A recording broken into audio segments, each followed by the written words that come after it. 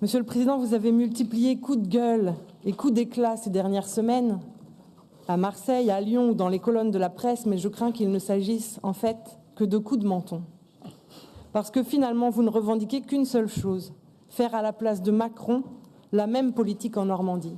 Là réside votre unique désaccord. Comme le président des riches, vous dites faire des entreprises le fil rouge de votre politique. Vous portez candidat, par exemple, pour que notre collectivité pilote les politiques de l'emploi. Mais vous êtes indifférent au sort des salariés de Lafarge hier, de Maminova Sealings ou de la compagnie des fromages Richemont aujourd'hui.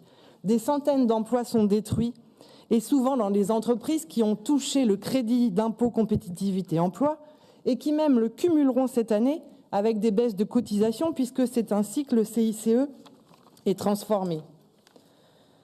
Ou encore des entreprises qui ont touché des aides de la région, c'est le cas par exemple de Sealings dans l'Eure qui s'était vu octroyer un prêt à taux zéro il y a quelque temps. En contrepartie de l'aide régionale, l'entreprise s'était engagée dans le cadre du contrat d'objectifs signé avec la région à atteindre plusieurs objectifs d'ordre économique et social, notamment de maintenir 488 emplois en CDI à compter du 18 mars 2013, date de la signature de ce contrat. Il n'aura pas fallu longtemps à Sealings pour procéder à de nouvelles suppressions d'emplois après la fin des engagements contractuels. Preuve supplémentaire que les exonérations fiscales et les facilités proposées aux entreprises désireuses de s'installer ne garantissent en aucun cas une implantation durable lorsqu'elles n'en bénéficient plus. Il est donc impératif de renforcer le contrôle des entreprises qui bénéficient d'aides publiques comme nous le proposons.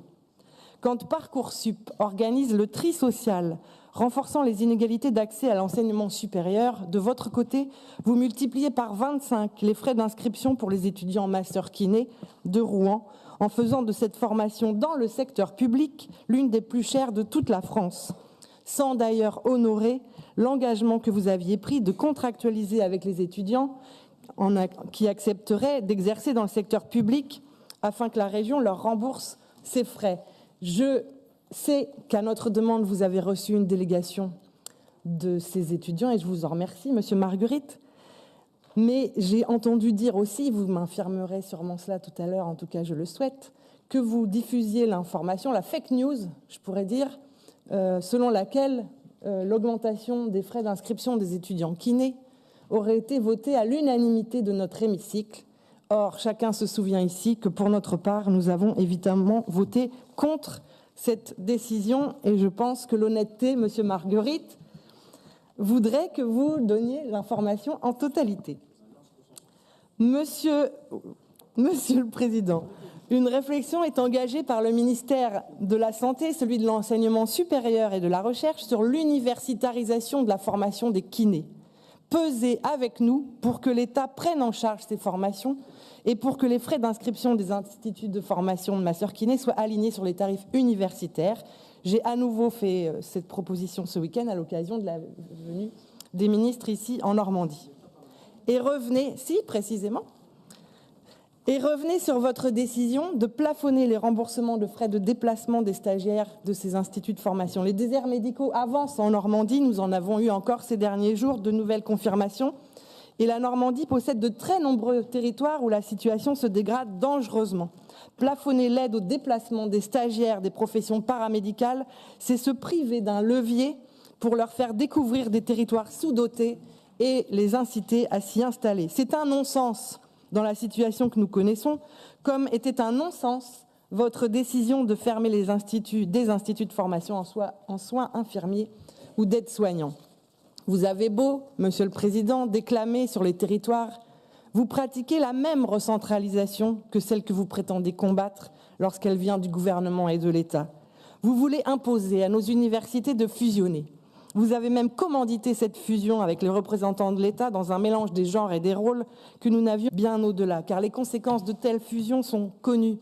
Déconnexion des décisions prises dans les hautes instances de plus en plus éloignées de la réalité du terrain, spécialisation des sites, recul de la démocratisation de l'accès à l'enseignement supérieur, les étudiants ne pouvant pas quitter la cellule familiale faute de moyens financiers suffisants, étant les premières victimes d'une telle logique.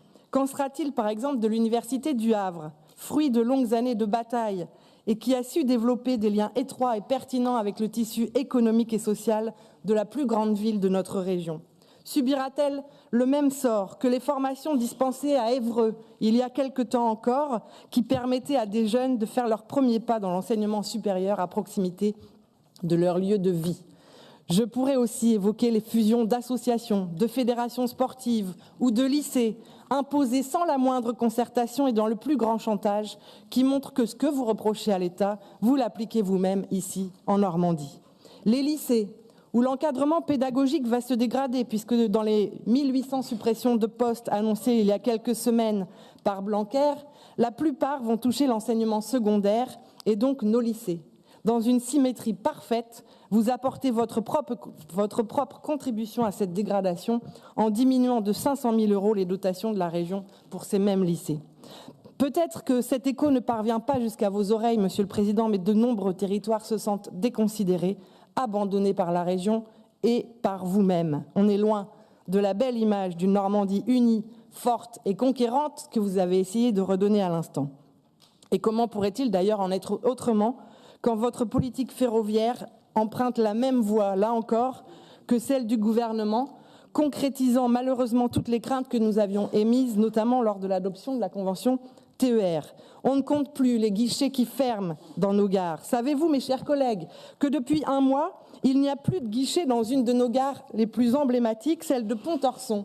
La gare de Pontorson, tout le monde le sait ici, ce n'est rien moins que celle qui dessert le Mont-Saint-Michel, l'un des sites, le deuxième site le plus visité de France.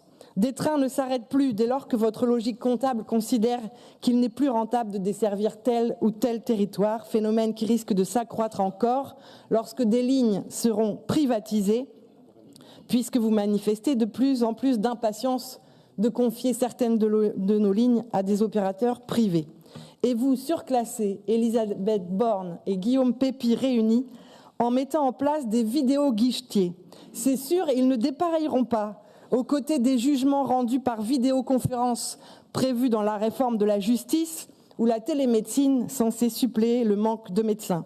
Bienvenue dans le nouveau monde qui n'a décidément plus rien d'humain. Lors de la dernière assemblée plénière, vous aviez mis en scène votre refus de signer la contractualisation avec l'État, cet engagement qui plafonne la hausse des dépenses des collectivités à 1,2%. Mais les orientations budgétaires que vous présenterez tout à l'heure montrent en fait que vous êtes encore plus zélé que ce que vous demande Édouard Philippe. Vous prenez d'ailleurs votre part dans la suppression des 120 000 postes de fonctionnaires, conformément à la feuille de route établie par le Président de la République, qui va saigner encore un peu plus les effectifs de nos hôpitaux ou le nombre d'enseignants, je l'ai évoqué, prenant en charge nos enfants et nos jeunes, pour ne citer que ces exemples. Vous initiez en effet des départs volontaires au sein des effectifs de la région. Vous sembliez pourtant être revenu sur votre annonce de campagne, considérant qu'il y avait 500 fonctionnaires de trop dans les services régionaux. Nous nous en étions réjouis. Il semblerait que nous ayons été un peu naïfs sur ce coup-là, et croyez-moi, on ne nous y reprendra plus.